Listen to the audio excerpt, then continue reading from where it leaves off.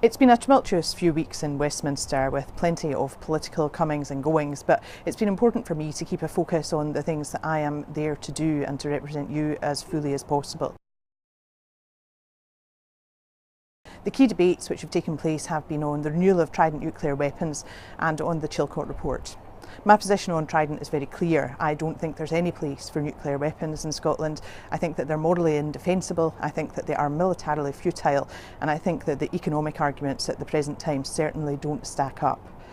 I was very pleased to speak in the debate on Chilcot and to make my position clear there also.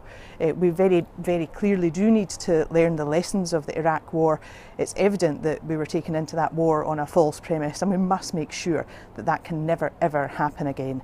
So many lives were lost, and we're still paying the price now for the actions which were taken in our name then. A number of constituents have been in touch with me about things that they are keen to have raised in Parliament, and I have taken your concerns about dogfighting and animal welfare to Westminster and made sure that your voice is heard loudly and clearly.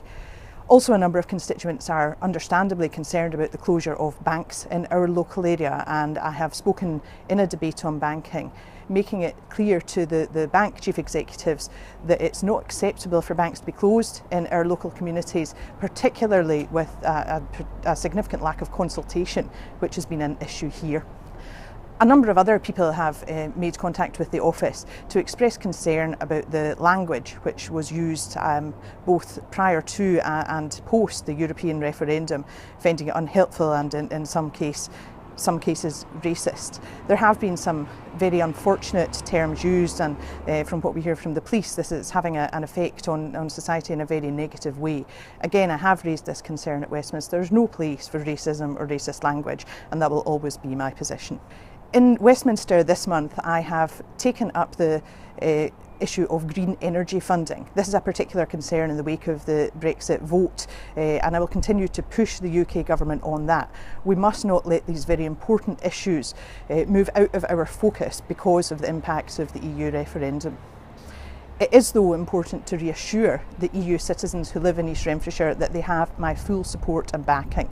This is a very anxious time for them, and I've written to all the EU citizens in our local communities to let them know that I am there for them and that I will continue to represent them and that they are very welcome here as part of our community. At the end of the month, I was pleased to lay down a couple of early day motions reflecting things which make a positive difference to people's lives, including changing places toilets, which are very accessible toilets for people with significant disabilities, and a great initiative which the Braehead Shopping Centre have to make it easier for people with autism to go shopping. I applaud both of these campaigns, and I wish them every continued success.